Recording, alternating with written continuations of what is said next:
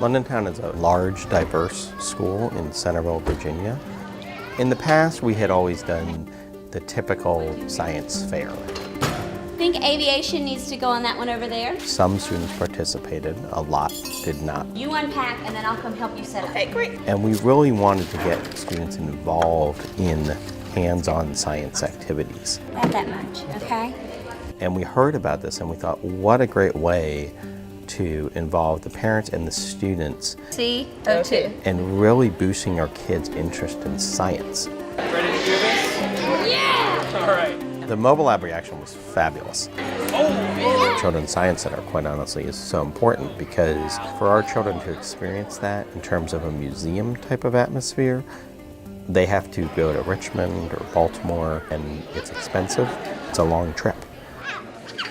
Christian, the one that he really liked was the one that had vinegar in the bottle. In preschool, he was learning how to read. Well, what do we do after that? They focused on the liberal arts. His favorite subject is actually science and math, and it was triggered from last year when the Science Center came. How does it feel? Then they had balloons and the bubbles. Soon as the balloon was attached to the bottle, he saw what happened and his eyes just lit up like, oh my goodness, wow. Oh, look at that. And they would give me a sheet, and that was so helpful because I would be able to do it at home. And then he would add to it and say, Mommy, can we try this? And I'm like, okay. It was just amazing.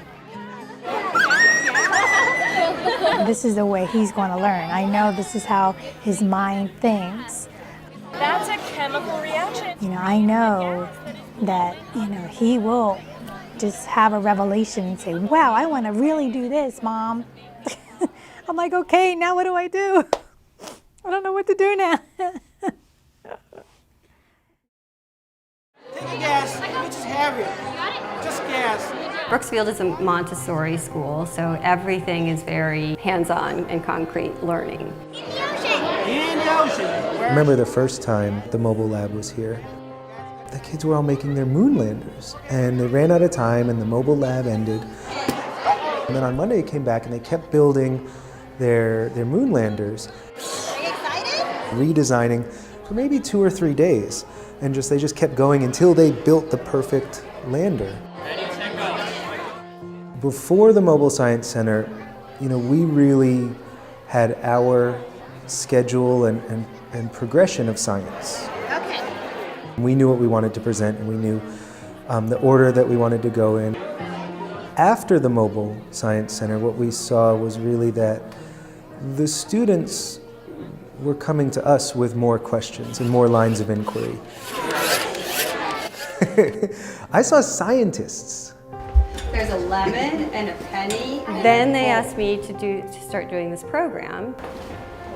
It's floating. And now it's gotten much more cohesive. See if you can carefully put the penny on top of the lemon. It keeps falling off, right?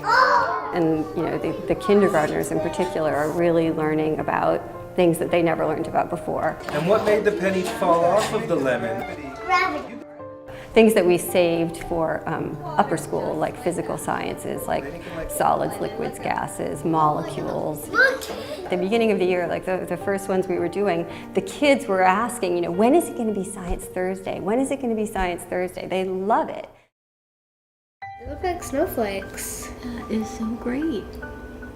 Love it. So we've always been interested in science as a family. Whoa!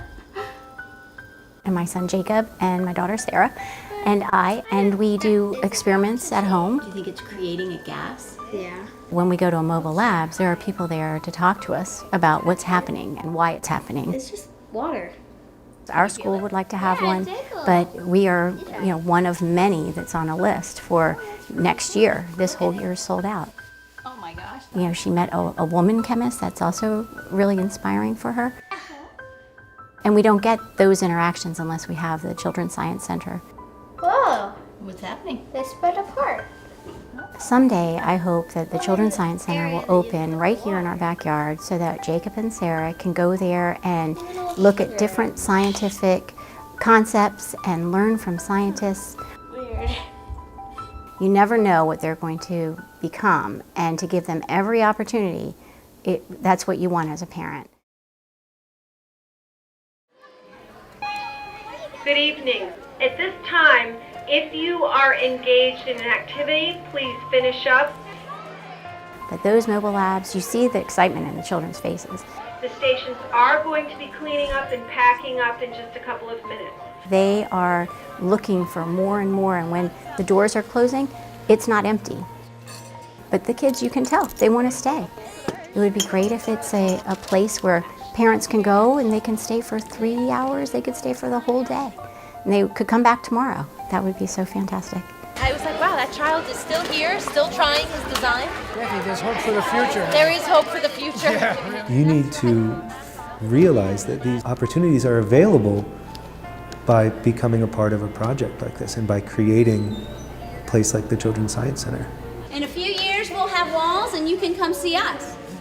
You know, the thing about a science center is it's limitless. It's time limitless. All right, gang. And to not have a state-of-the-art, active, inspirational science center is a shame. Perfect. Parents will move mountains to educate their child. Good night, everybody. Thanks so much. Science Center, it's not just, 1 week or 1 year. The Science Center is a lifetime.